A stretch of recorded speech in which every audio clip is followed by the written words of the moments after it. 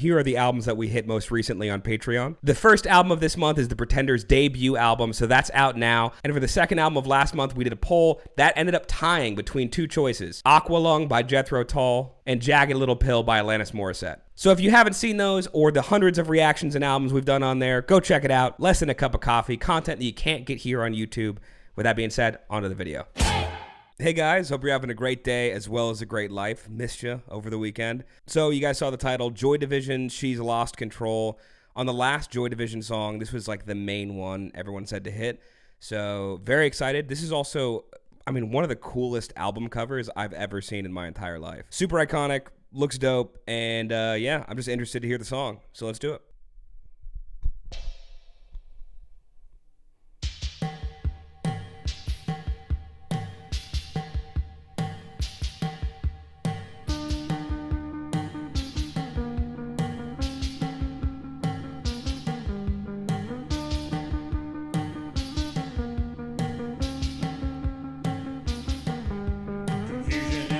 It says it all, she's lost control, and she's clinging to the nearest passerby. She's lost control, and she gave away the secrets of her past and said, I've lost control again. And of a voice that told her when and where to act, she said, I've lost control again.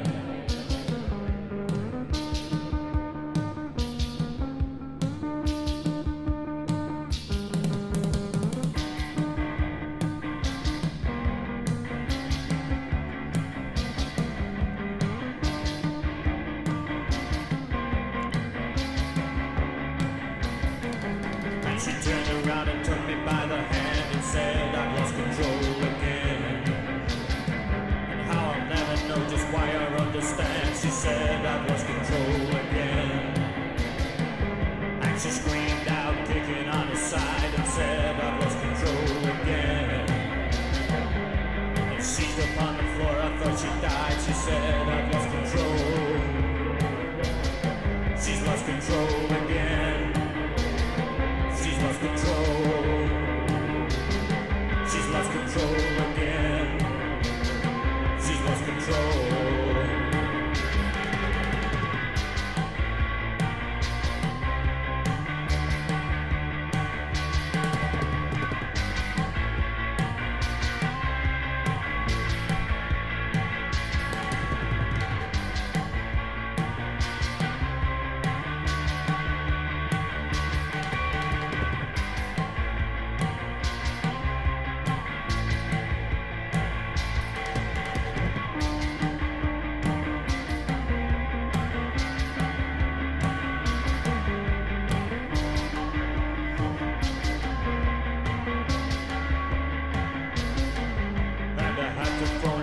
State my case and say she's lost control again. And she showed up all the errors and mistakes and said, I've lost control again. And she expressed herself in many different ways until she lost control again. And walked up on the edge of no escape and laughed, I've lost control. She's lost control again. She's lost control. She's lost control again. She's lost control.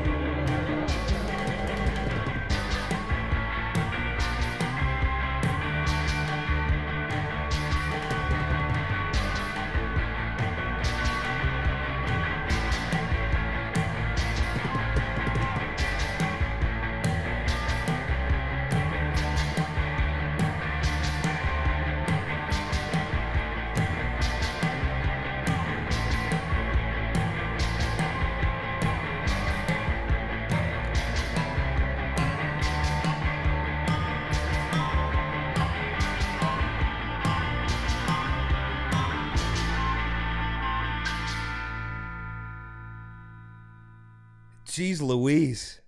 Okay, where to begin? Very, very interesting. That like pitched up reverb on the vocals, and the first verse is where I heard it the most prominently. Let me hear that again.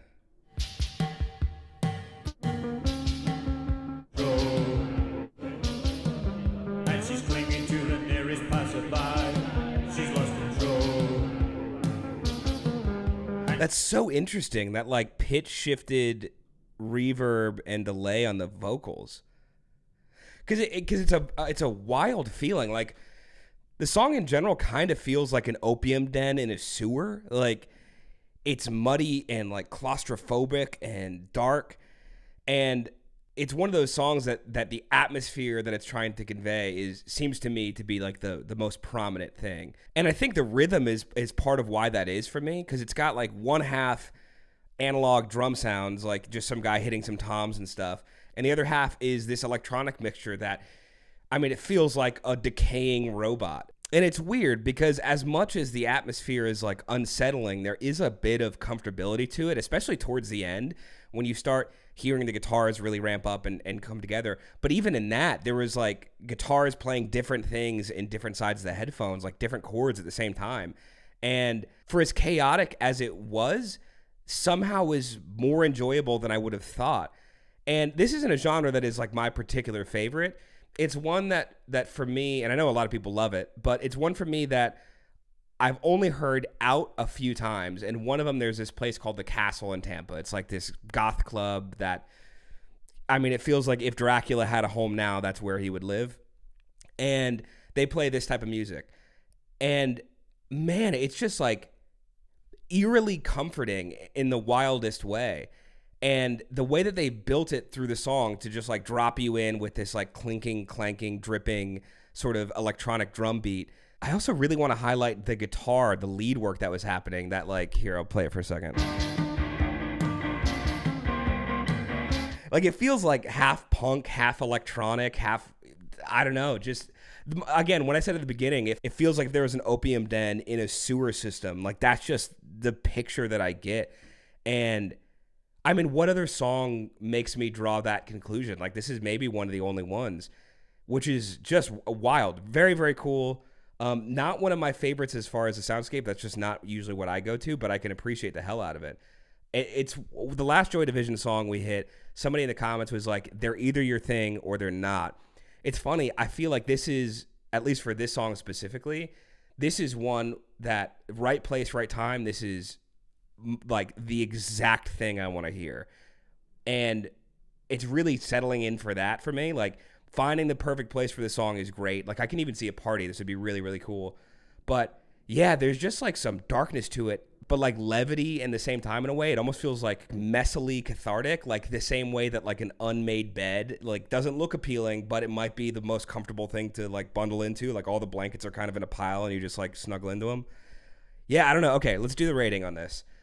3, 2, 1, B+. I think it's a B+ for me, but I could see this going a lot higher for a lot of people. And in the right circumstances, I could see this going much higher for myself. Really just cool. Like I'm way more impressed. This is one of those songs where I feel like the impact it had on later music is way higher than I think I'm giving it credit for how much like I like it in this one moment now sitting in a chair. But like just impressive. It's just, it feels like it's pushing boundaries. It feels like it's breaking rules and like ignoring rules entirely. And that's kind of my favorite part of music, is people doing that and finding their own unique flair. I can't really think of other bands that sound like this to my ear, but I can certainly think of like modern ones who have clearly taken influence from this style and take it in their own direction. So just cool. Very, very creative, really enjoyable. Don't let the B+ detract from how much I actually did like it. It's just unsettling. Like it's a bit unsettling to me, kind of like a horror film in some regards. I'm very interested to hear more of them in general, so let me know what to hit next. And with that being said, catch you next video. Opium den in a... I haven't even been to an opium den. Do they still have opium dens? All right, guys, thanks so much for watching. If you had a good time watching that video, go and upvote the video, subscribe if you're not already. Check out some other videos here on the YouTube or on the Patreon if you want extra juicy stuff you can't get on YouTube.